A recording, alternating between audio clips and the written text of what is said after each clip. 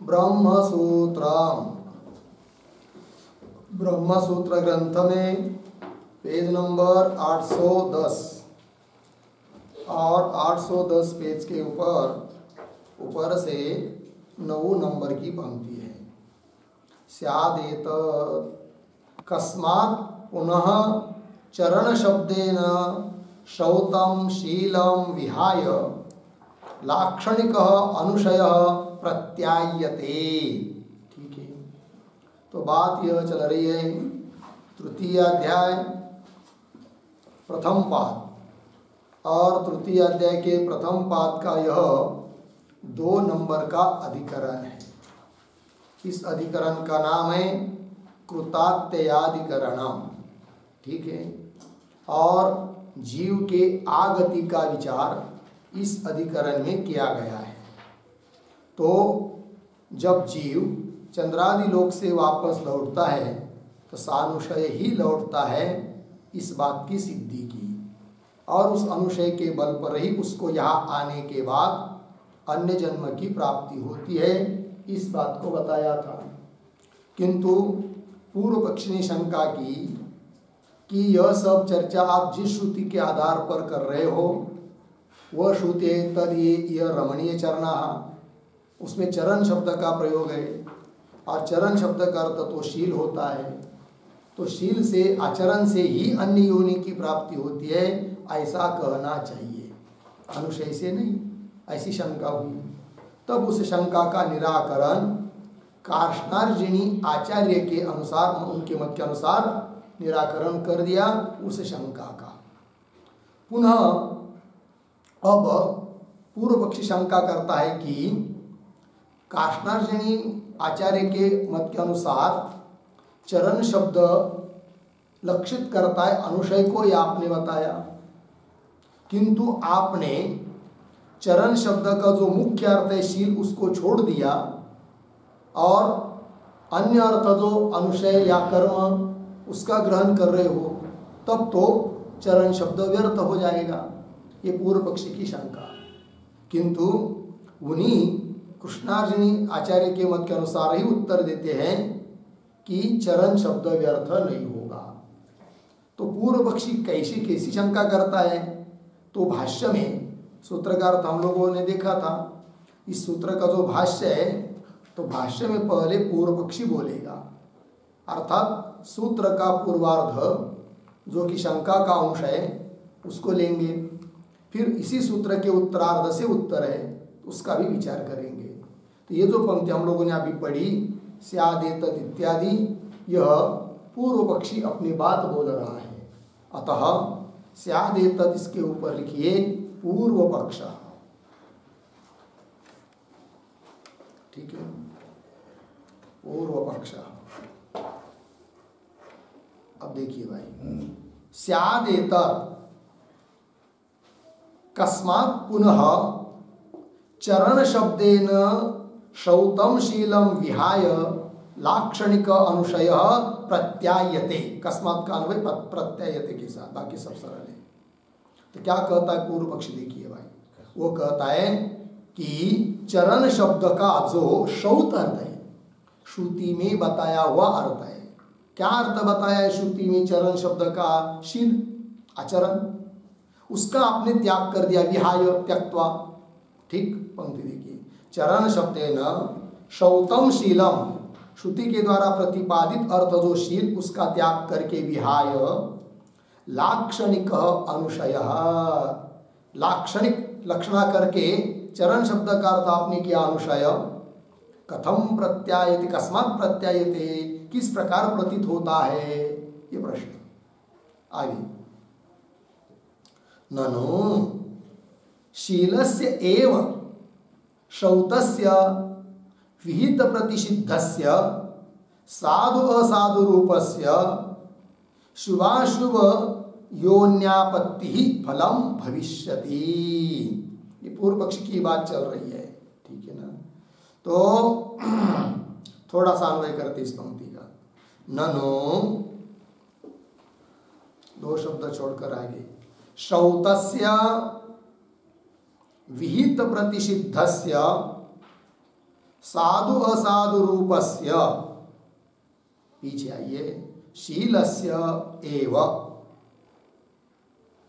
आगे शुभाशुभ योन्यापत्ति फलम भविष्यति, यहाँ तक से ठीक है। और यो जो ननु इत्यादि पंक्ति है उसके पूर्व में एक वाक्य लिखते अवतरण के रूप में, चरण शब्द वाच्यस्य एव, चरण शब्द वाच्यस्य एव ग्रहण संभवात्, ग्रहण संभवात् न लक्षणा युक्ता, न लक्षणा युक्ता इति शंकिता, इति शंकिता, कौंस में लिखिए, ऐसी शंका करने वाला ही कहता है, ऐसी शंका करने वाला ही कहता है, कौंस बंद, आगे एव ब्रूते, एव ब्रूते ननु इति, ठीक है।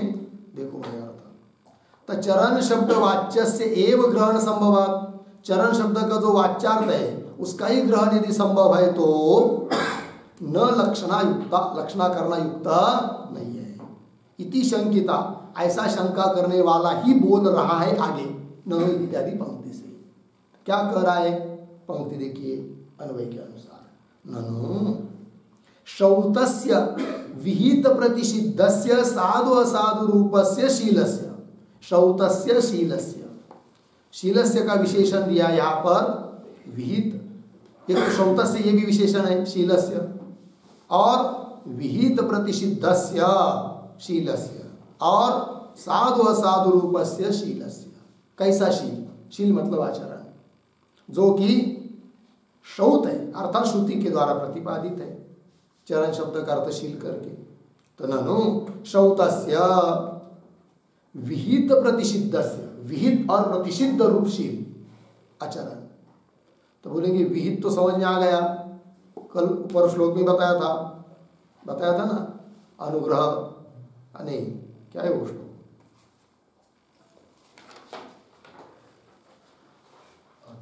हाँ, अनुग्रहश्च नहीं, अद्रोह सर्वभूतेषु कर्मणा मनसा गिरा, अग्रहश्च ज्ञानम च शीलमेतत् विदुर्बुधाः, ये शील बताया है वो तो विहित है, निषिद्ध क्या शील होता है भाई। तो यह जो शब्द आया यहाँ पर प्रतिषिद्धस्य, उसका अर्थ लिखिए, प्रतिषिद्धम शीलम, प्रतिषिद्धम शीलम क्रोध अनृतादि रूपम, क्रोध अनृतादि रूपम,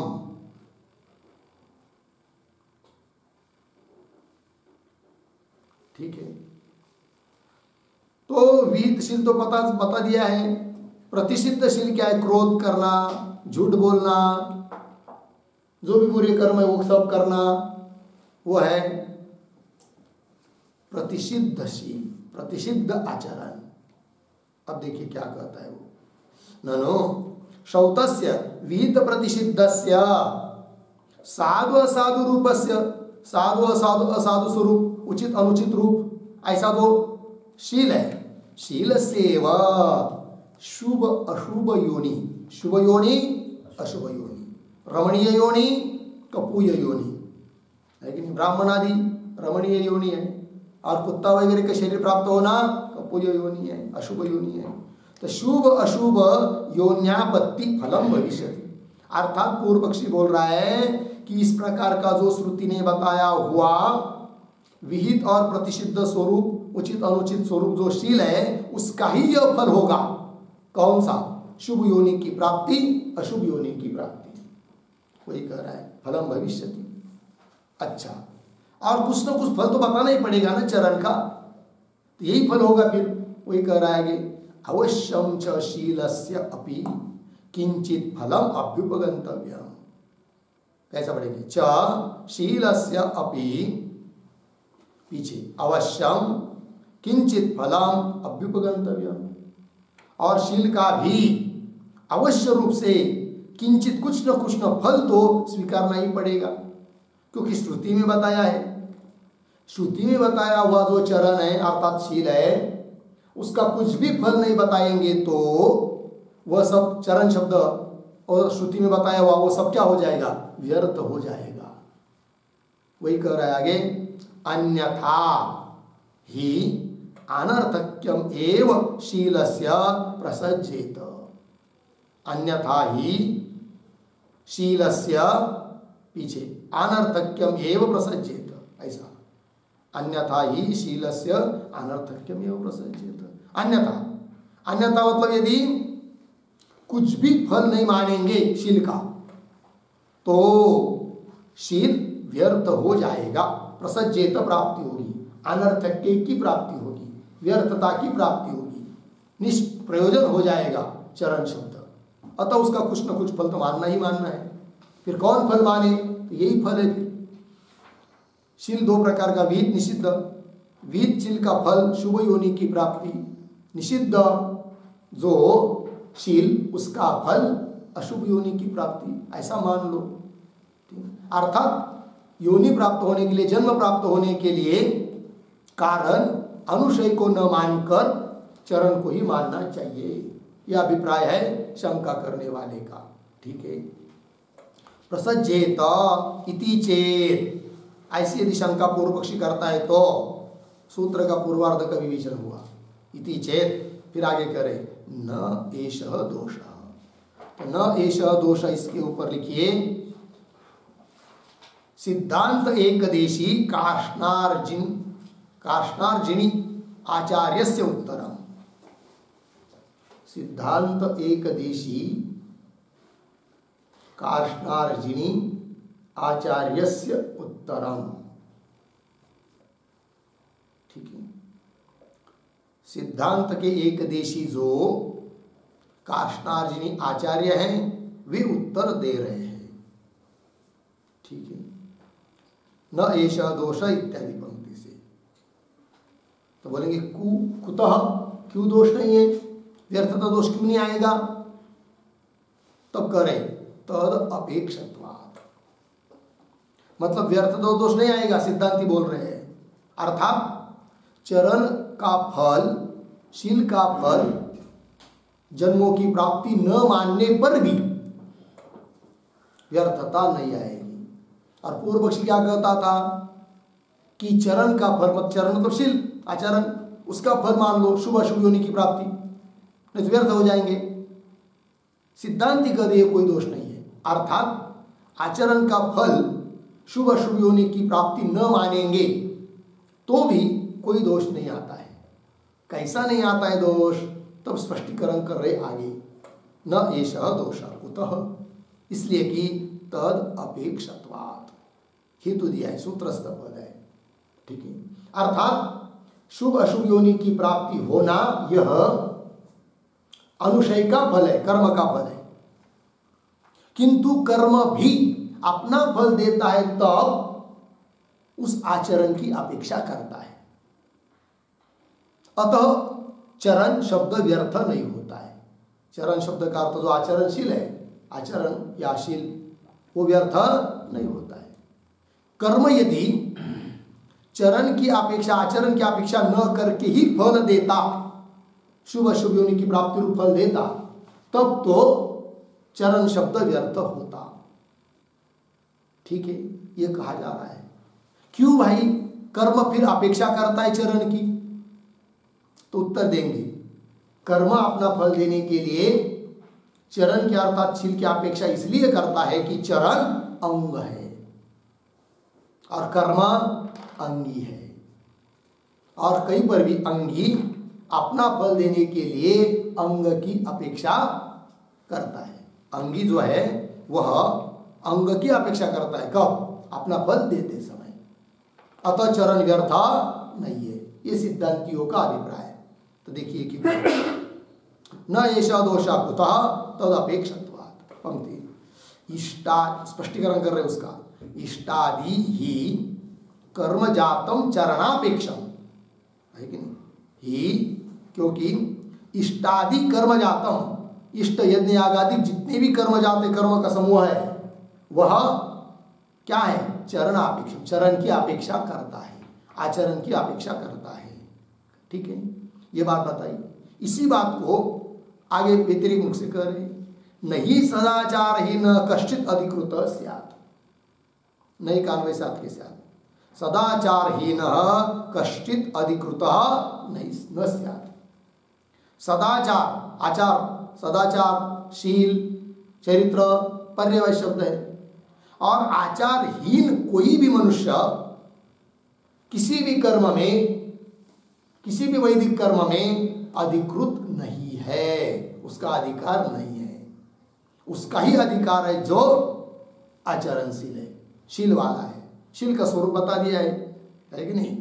अद्रोह सर्वभूतेषु कर्मणा इत्यादि स्मृति वचन से। चलिए फिर, सदाचारहीन कश्चित अधिकृत न स्यात्, नहीं है। क्यों? साक्षात स्मृति बताती है। क्या बताती है? आचारहीनम न पुनन्ति वेदाः, वेदाः आचारहीनम न पुनन्ति, वेद भी आचारहीन पुरुष को पवित्र नहीं करते हैं, न पुनन्ति। यह अर्थ है। वेद मतलब वेद और वेद के द्वारा प्रतिपादित कोई भी कर्म उस व्यक्ति को पवित्र नहीं करता है।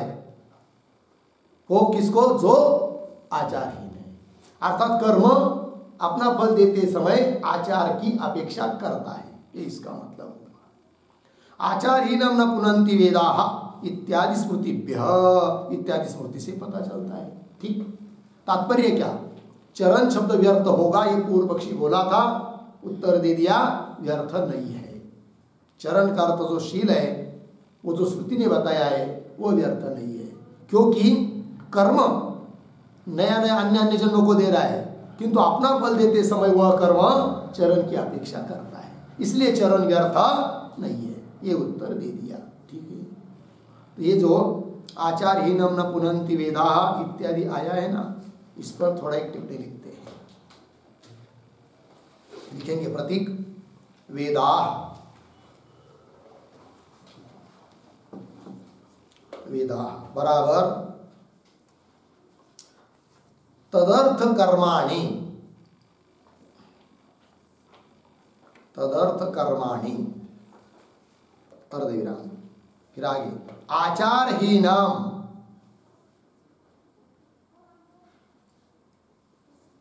बराबर आचारम विना, आचारम विना, फिर आगे प्रतीक न पुनन्ति, बराबर न फलन्ति, न पुनन्ति बराबर न फलन्ति। आगे इति स्मृत्या,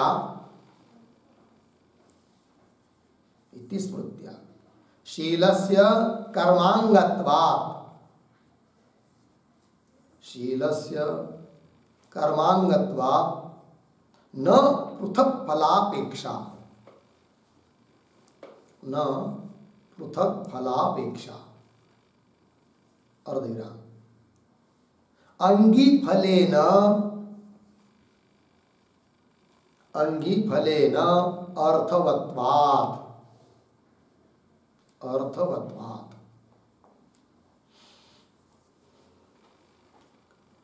पूर्णविराम कौंस में लिखेंगे। अंगी जो कर्म है, अंगी जो कर्म है उसके फल से, उसके फल से अंग जो शील है,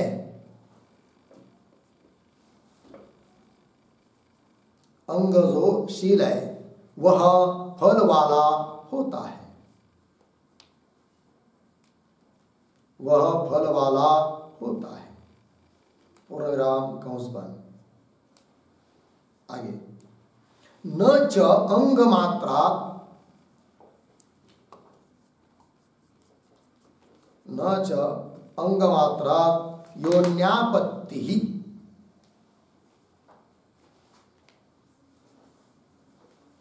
योन्यापत्ति कौंस में लिखी, जन्मांतर प्राप्ति, जन्मांतर प्राप्ति कौंस बन। आगे फलम इति वाच्यम, फलम इति वाच्यम पूर्ण विराम। आगे अंगस्य, अंगस्य फल असंभवेन,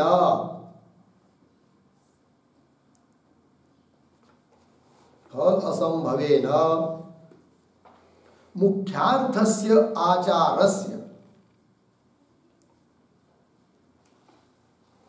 मुख्यार्थस्य आचारस्य ग्रहण अयोगात्, ग्रहण अयोगात् लक्षणा युक्ता, लक्षणा युक्ता इति समाधानार्थ, इति समाधानार्थ। ठीक है, देखो भैया, वेदा का मतलब वेद से बताया हुआ कर्म लेंगे, तदर्थ कर्माणि। क्या आचारहीनम, आचार के बिना न पुनंति, न अर्थात न फलंति, फल देते नहीं है। कर्म तब फल देता है जब आचार रहता है।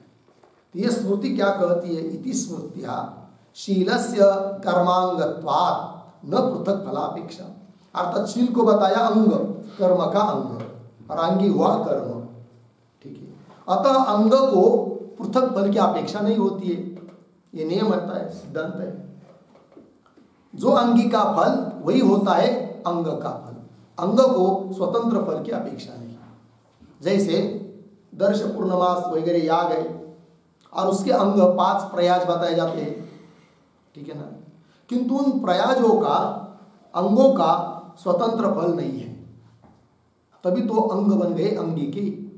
तो अंगी जो दर्श पूर्णमास याग, उसका जो स्वर्ग आदि फल वही उन अंगों का भी फल है, किंतु अंग स्वतंत्र रूप से फल नहीं दे सकते, अंगी के साथ मिलकर ही फल देते हैं। उसी प्रकार यहां पर कर्म का फल ही है अन्य अन्य जन्म की प्राप्ति। फिर आचार चरण जो श्रुति में बताया वो अर्थ है क्या, नहीं नहीं, वो तो कर्मों का अंग है, और अंग का स्वतंत्र फल नहीं होता है। अंग अंगी के साथ मिलकर ही फल देता है, अर्थात अंगी का जो फल वही होता है अंग का फल, अतिरिक्त नहीं, यह अर्थ हुआ। इसलिए चरण अंग होने से व्यर्थ नहीं है, ये उत्तर देते काष्णार्जुनी आचार्य। ठीक है, चलिए, इति स्मृत्या शीलस्य कर्मांगत्वात्, शील कर्म का अंग होने के कारण न पृथक फलापेक्षा, पृथक फल की अपेक्षा नहीं करता है शील। क्यों? अंगी फलेन अर्थवत्वात्, अंगी जो कर्म है उसके फल से ही अंग जो शील है वो फल वाला होता है। ठीक, इसलिए न च अंग मात्रात् योन्यापत्ति, केवल अंग से ही योनि की प्राप्ति, अन्य जन्म की प्राप्ति है, फल नहीं होता है। ठीक, आगे अंगस्य फल असंभवेन मुख्यार्थस्य आचारस्य ग्रहण योगा, अंग जो है आचार, उसका स्वतंत्र कोई फल न होने के कारण असंभवेन, इसलिए श्रुति में आया हुआ चरण शब्द का मुख्यार्थ जो आचार, उसका ग्रहण यहां पर नहीं कर पाए। ठीक है, क्योंकि अंग का स्वतंत्र फल नहीं होता है, ये बात।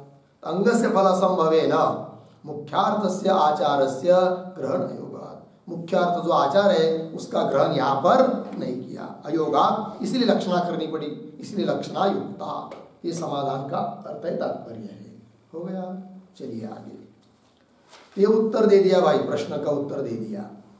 अब आगे और थोड़े अलग रूप से उत्तर दे रहे। क्या?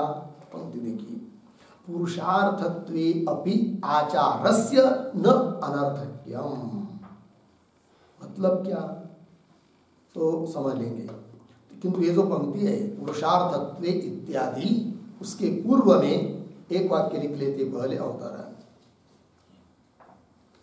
वेद शब्देन, वेद शब्देन वेदार्थोपलक्षणात्,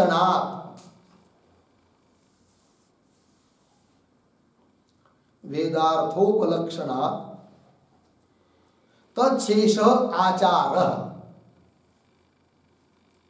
तच्छेष आचारः अर्थ न तु स्वतंत्र फलः, न तु स्वतंत्र फलः इति उक्तम्, इति उक्तम् पूर्ण विराम। इदानीं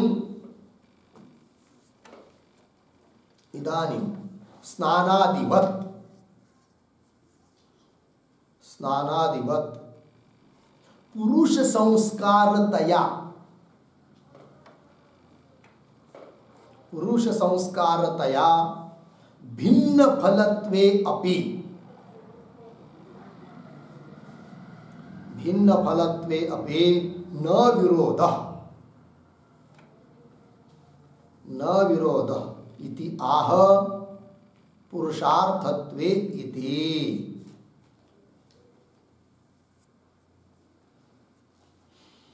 ठीक है, देखो भाई अर्थ क्या कह रहे हैं।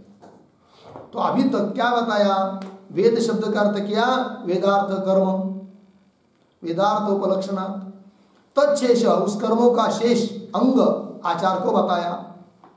इसलिए न तो स्वतंत्र फल, इसलिए आचार का कोई स्वतंत्र फल नहीं। इस बात को अभी तक ऊपर बता दिया, समाधान दिया। अब इदानीं स्नानादिवत् पुरुष संस्कारतया भिन्न फलत्वे अपि, अब आचार का स्वतंत्र फल मान भी लेते हैं तो भी कोई विरोध नहीं है। ऊपर क्या बताया, आचार अंग होने के कारण उसका स्वतंत्र फल नहीं है, अंगी का फल है, उसका फल है। इस रूप से समाधान दिया। अब इदानीं, अब यहां से आगे पुरुषार्थत्व, यहां से आगे थोड़ा अलग रूप से समाधान दे रहे हैं।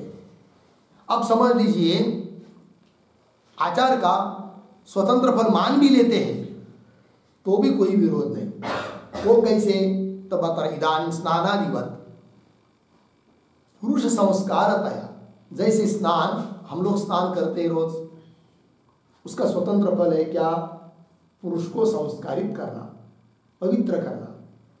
अपवित्र को पवित्र कर देता है स्नान, ठीक है ना, संस्कार कर देता है, ठीक है। तो स्नानादि की तरह पुरुष संस्कार, पुरुष के लिए संस्कार करने वाला है कौन, आचार। इसलिए उसका भिन्न फल मान भी लेते, तो आचरण करेंगे, झूठ नहीं बोलेंगे, है कि नहीं, दया करेंगे और किसी का द्वेष नहीं करेंगे, इस प्रकार शील करेंगे तो पवित्र हो जाता है, संस्कारित हो जाता है मनुष्य। तो संस्कार करता है, इसलिए स्वतंत्र फल मान लेंगे आचार का, तो भी कोई विरोध नहीं है। विरोध नहीं मतलब व्यर्थ नहीं होता है, अर्थात कर्म का फल ही जन्मांतर की प्राप्ति मानेंगे और आचार का स्वतंत्र फल मानेंगे तो भी आचार व्यर्थ नहीं है, चरण शब्द व्यर्थ नहीं है। इस बात को बताना है। भिन्न फलत्वेपि न विरोधः इति आह पुरुषार्थत्वे इति। अब देखिए भाष्य में, पुरुषार्थत्वे अपि, ठीक है, पुरुषार्थत्वे में मतलब पुरुष का संस्कार के लिए है आचार, ऐसा मानेंगे तो भी पुरुषार्थत्वे अपि आचारस्य न अनर्थक्यम्, आचार व्यर्थ नहीं है, शील व्यर्थ नहीं है, ठीक है।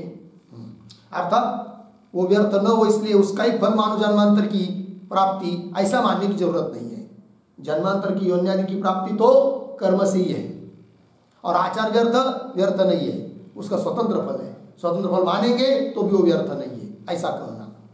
जरूरत नहीं है कि आचार का ही फल अन्य योनि की प्राप्ति मानना, यह अभिप्राय।